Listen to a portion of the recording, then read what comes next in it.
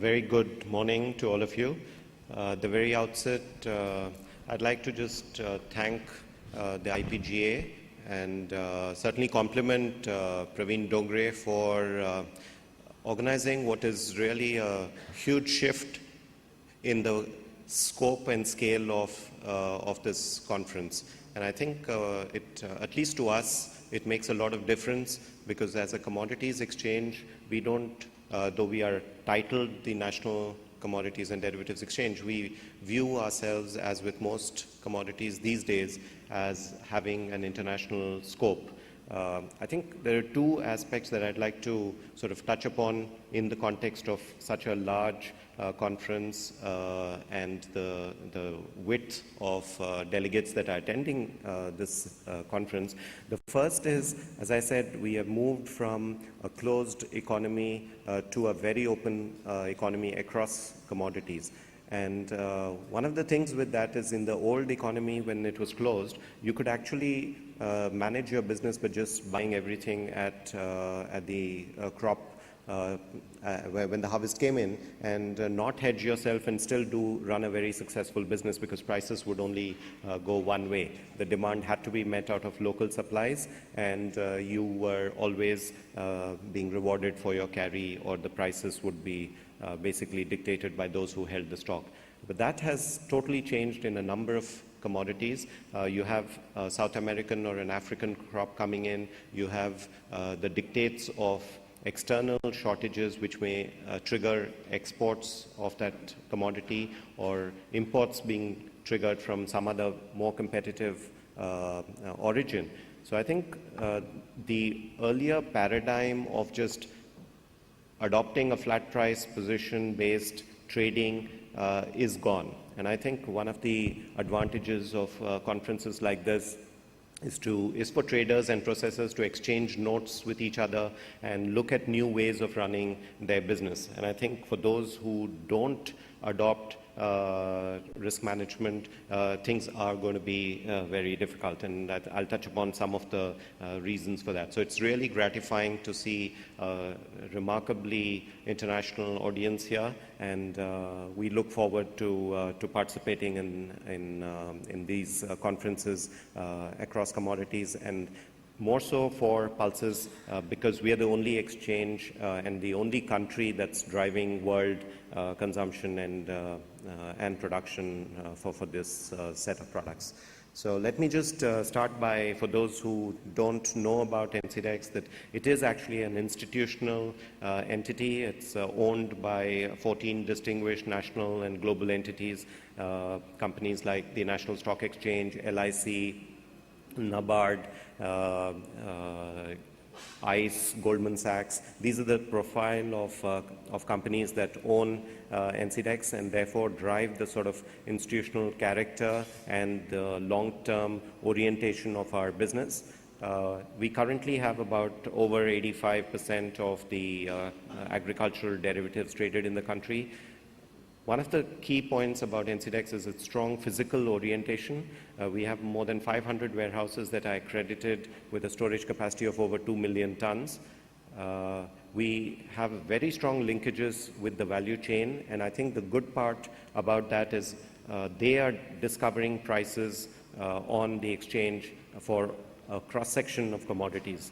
I think this is a sea change in the Indian context. Price used to be discovered in very small markets, and the price discovery used to be very erratic. And today, none of the mandis open without referring to what NCDEX opens at. And so I think it benefits farmers the most because they get realistic prices and they're not cheated of a local supply-demand situation that may exist.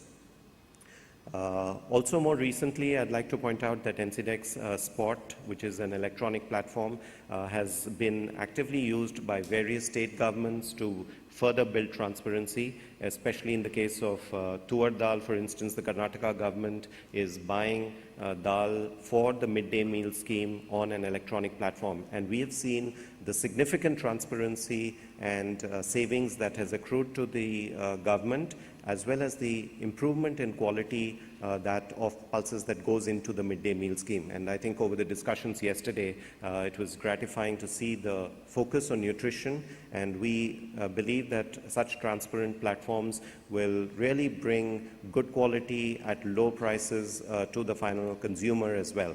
And so most of us who are value chain participants and maybe traders are viewed in better and better perspective, because we are serving a far stronger goal of serving nutrition rather than merely trading commodities. So why do we need futures contracts? I think there's a lot of, in very maybe consolidated markets, there could be counterparties and a lot of trust between counterparties, but in large fragmented markets, it is very risky to depend only on counterparties and assume that they will meet their obligations. And also there is possibly less liquidity. You could have a few counterparties who are willing to trade with you, and but the timing of their intention to trade may be very different from yours.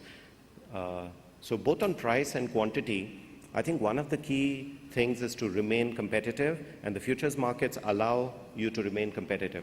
If you are a flat price trader and you buy a commodity and prices go down, then you're struggling to actually meet your customer expectations of price.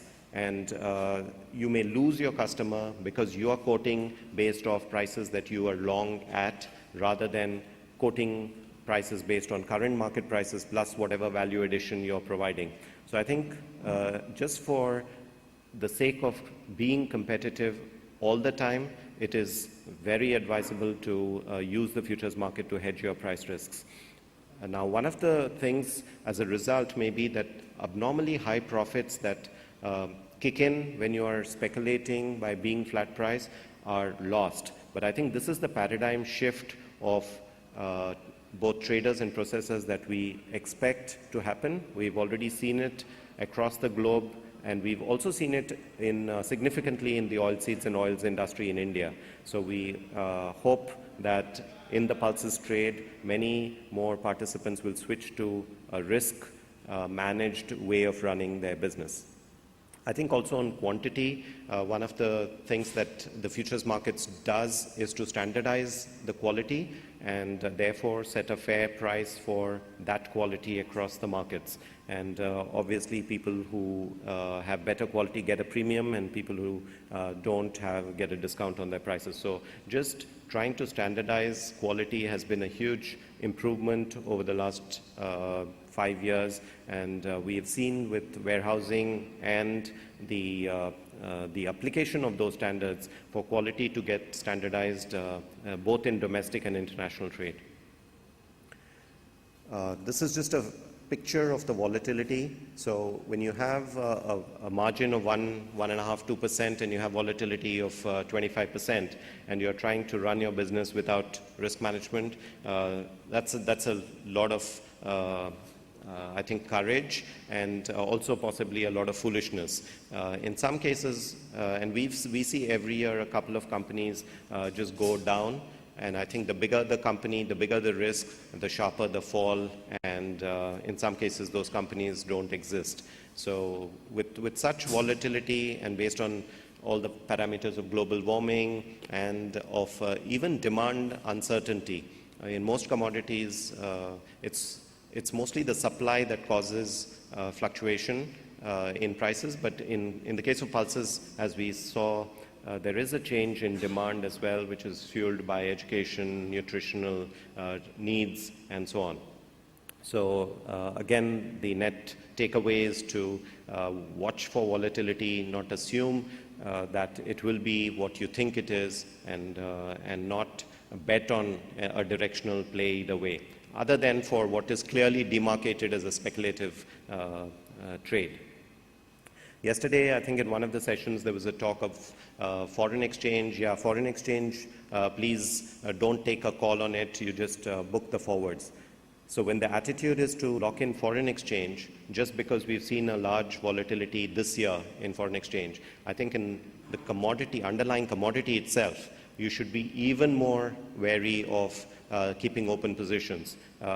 Typically, Indian foreign exchange has not been as volatile as the commodity prices have been. So I would strongly recommend not only hedge the foreign exchange, but also hedge your underlying commodity exposures. So there are many tools for risk management. Certainly long-term contracts with strong counterparties is one of them, but we recommend using tools that NCDEX provides, both in terms of futures contracts as well as the tools like EFP, and I'll touch upon some of that later.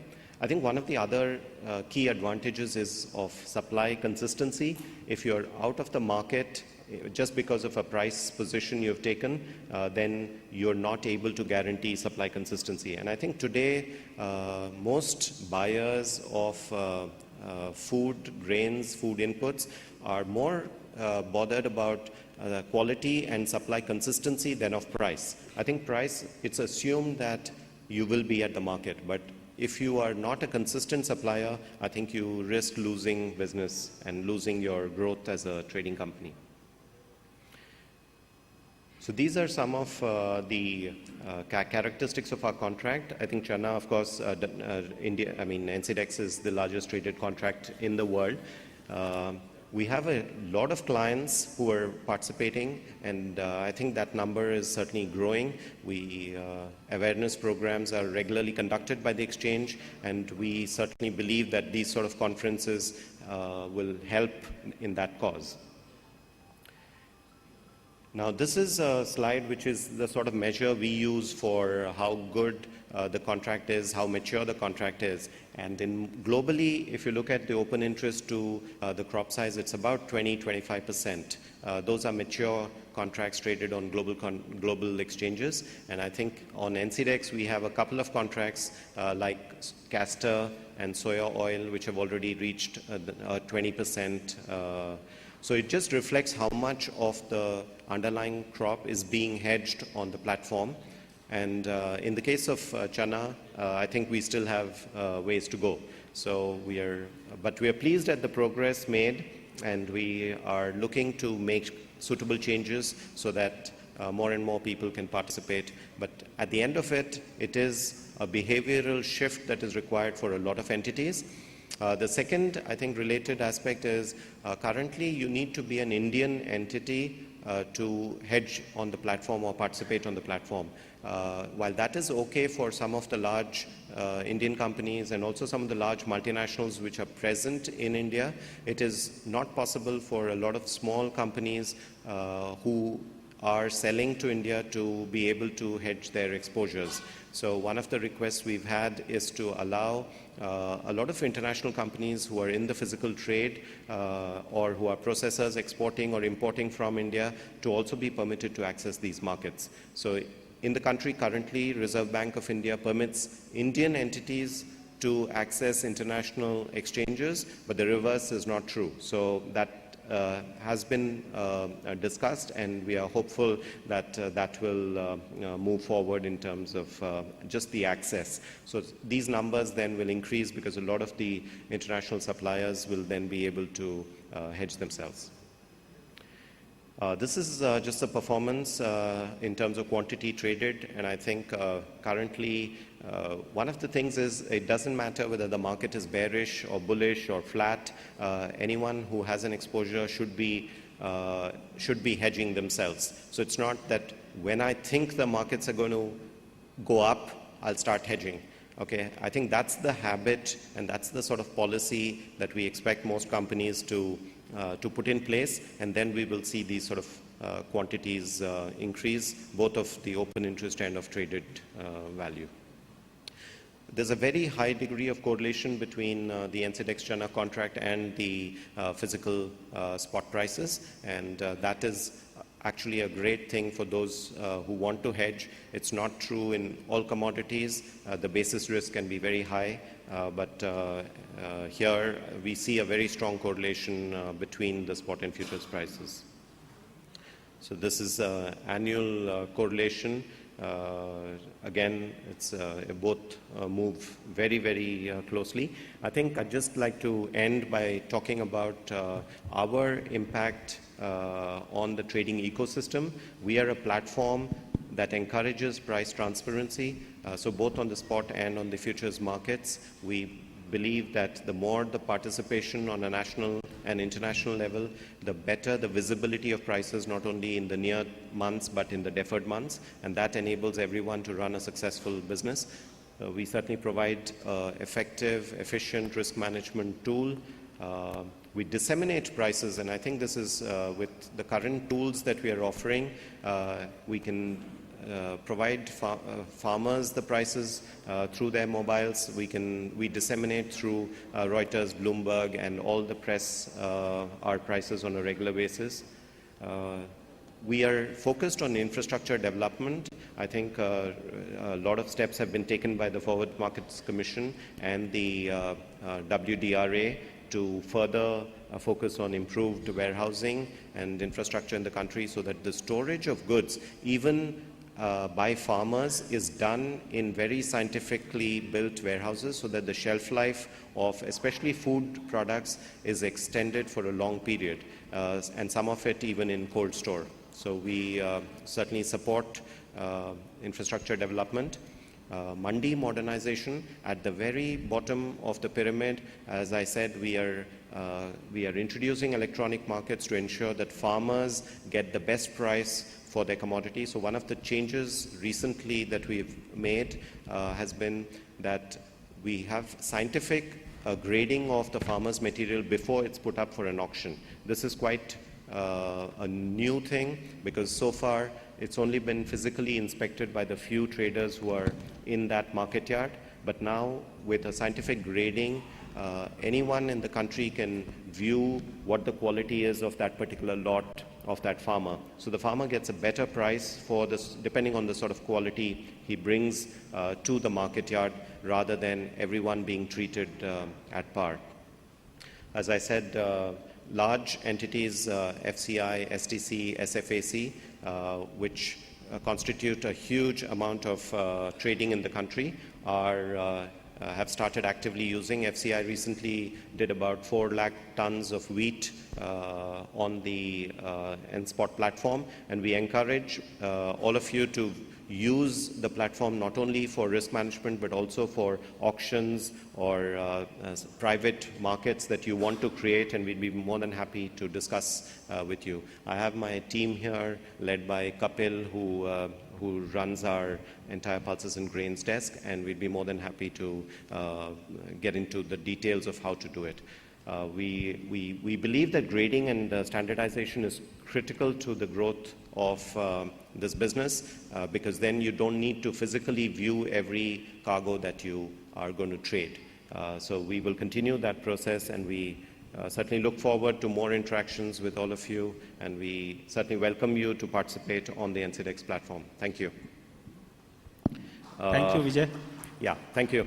Just looking ahead, just 1 minute, we are eagerly awaiting contracts like Tuar and Udad, and we have in the process of seeking regulatory approval, and we really hope that this community gets these contracts, because they will complete the entire suite of products that are required.